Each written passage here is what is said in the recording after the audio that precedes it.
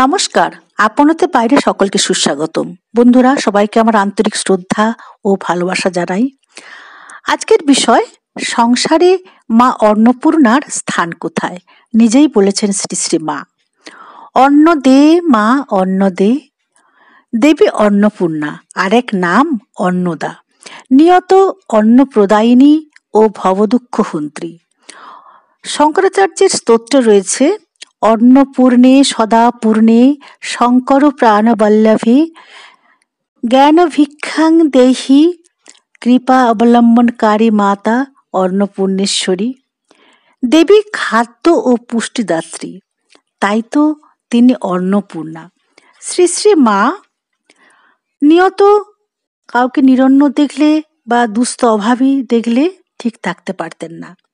দুর্বার এক দিব্য আকর্ষণে যেখানেই তিনি অবস্থান করেছেন, এমনকি একটু পায়ের ধুলো দিয়েছেন, সবাই ছুটে এসেছে। সেই স্থান তীর্থস্থানে পরিণত হয়েছে। জয়রামবাটি, কামারপুকুর, কোয়ালপাড়া, এমনকি সুদূর দক্ষিণ ভারতের বাঙ্গালোরে যেখানে শ্রীরামকৃষ্ণ আশ্রম, তারই পেছন দিকে ছোট্ট টিলার মতো ছিল, সেইখানে তিনি একবার ধ্যানমগ্না হয়েছিলেন, সূর্যাস্ত দেখছিলেন।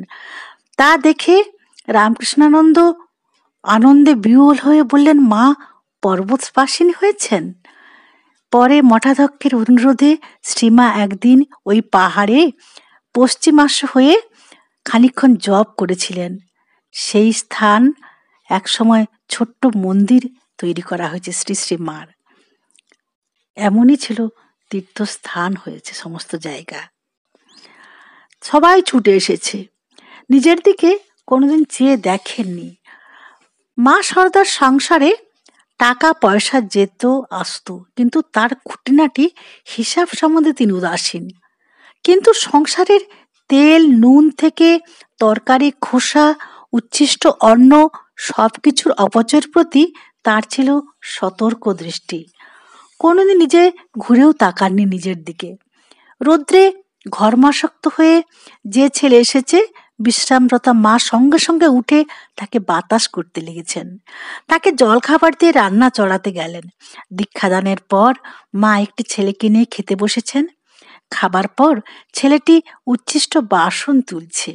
মা বাম হাত দিয়ে তার হাত চেপে বললেন, থাক, ও আমিই নেব। ছেলেটি বলল, তা কি হয়?